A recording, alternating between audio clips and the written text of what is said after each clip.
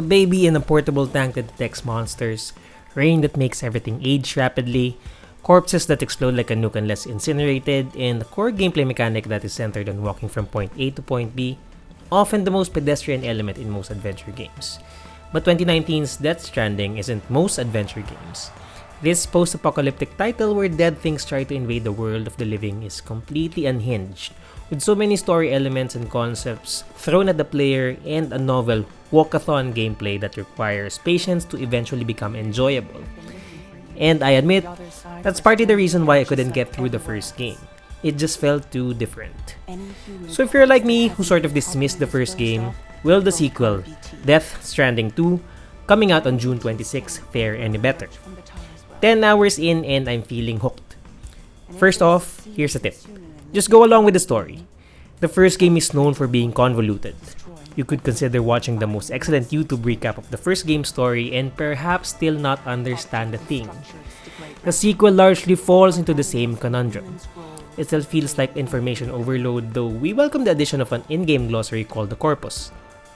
I feel like it has a very imaginative, if unhinged story, and if you wanted to really dig into its lore, it can be a rewarding endeavor.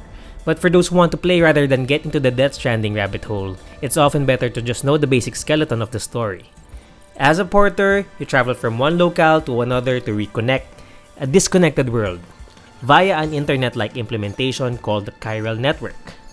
You will establish relationships with key people and figures along the way, and these relationships, along with that noble goal of reconnecting the world, gives you the emotional motivation to push forward. How is the core walking gameplay? For the uninitiated, Death Stranding was known as a walking simulator. You traversed rocky terrain, forded rivers, and scaled cliffs, all while balancing a mountain of cargo. Most adventure games will just have you pushing the analog stick forward with no consequence. Do that in Death Stranding and you'll find yourself tripping over rocks or tumbling off mountains, which damage your cargo. And in this game, as in the real world, no one likes damaged parcels. Here's how I enjoyed it better in the sequel. Patiently learn the ropes of traversal. Walking is still probably 70% to 80% of what you'll be doing. So sit down and take the time to learn the nuances of planning a route, knowing how many ladders or ropes or other accessories to bring, and choosing the right weapons to arm yourself with.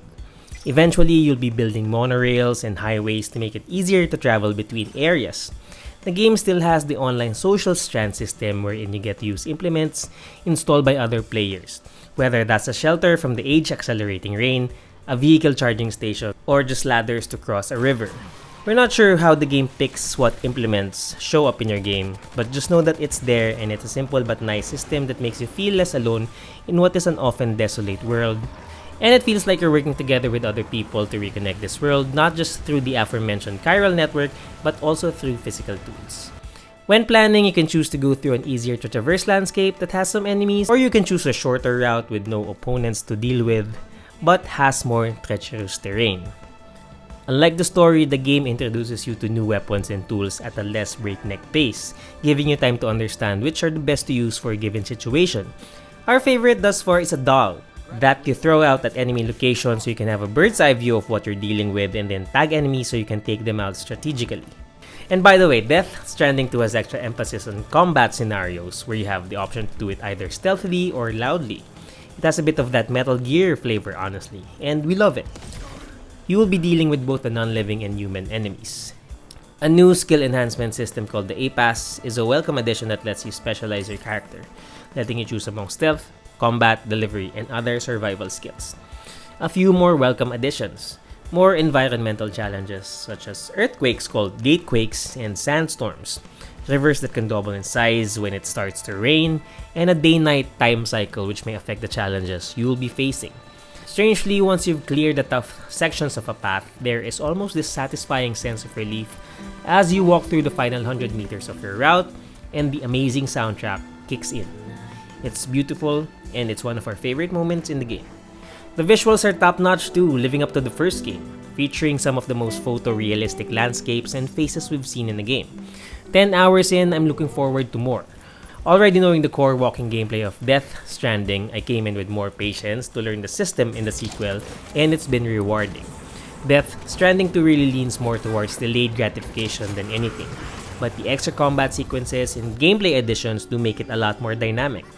As for the story, don't aim for a PhD level understanding immediately, and just go along with it and say, "Whatever you say, Kojima."